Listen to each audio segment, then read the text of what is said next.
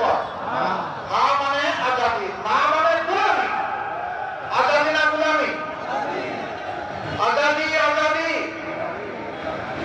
সম্মানিত ভাইয়া এবং আমার বোনেরা, এই আমরা কয়েকজন মানুষ দায়িত্ব নিয়ে ইনশাআল্লাহ আমরা চেহারা পাল্টে দিতে পারব। আমরা ঘরে ঘরে জনে জনে আপনজন, প্রিয়জন, পাড়া প্রতিবেশী, কর্মস্থলের সাথী সবাইকে আমরা বুঝাবো আমরা মর্যাদা নিয়ে বাঁচতে চাই, আমরা নতুন বাংলাদেশ চাই।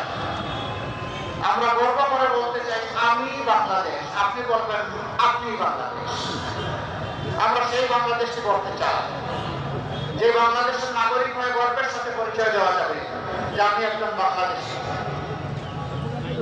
এখন সেই পরিচয় সংকট অনেক জায়গায় আছে। আমাদের দেশের যে শেয়ার বাজার লুট করা হয়েছে, ব্যাংক লুট করা হয়েছে, জনগণের সম্পদ লুট করা হয়েছে, বিদেশে পাচার করা হয়েছে। বাংলাদেশ ব্যাংকের তথ্য অনুযায়ী অফিসিয়াল যেই মানির সন্ধান পাওয়া গেছে তার পরিমাণ হচ্ছে 28 লক্ষ কোটি টাকা। বাংলাদেশের রাষ্ট্রীয় বাজেটের 4 গুণ বার্ষিক বাজেটে।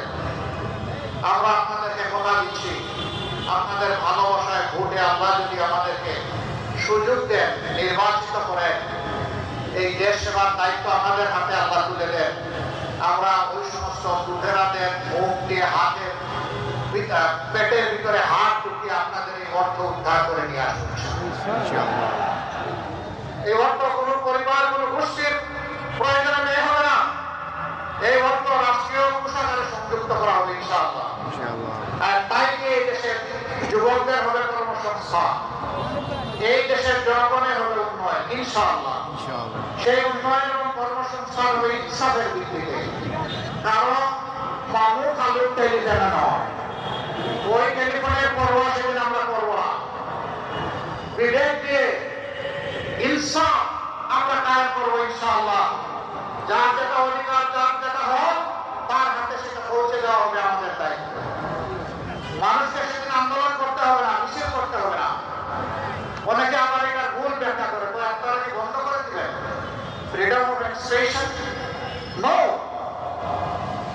ফ্রিডম অফ এক্সপ্রেশনকে শতভাগ শ্রদ্ধা করবো, আরো বেশি বিকশিত করবো। মানুষ কেন তার অর্থের এবং সময়ের অপচয় করে দিনের পর দিন, রাতের পর রাত রাস্তায় করে থাকবে, এটি একটি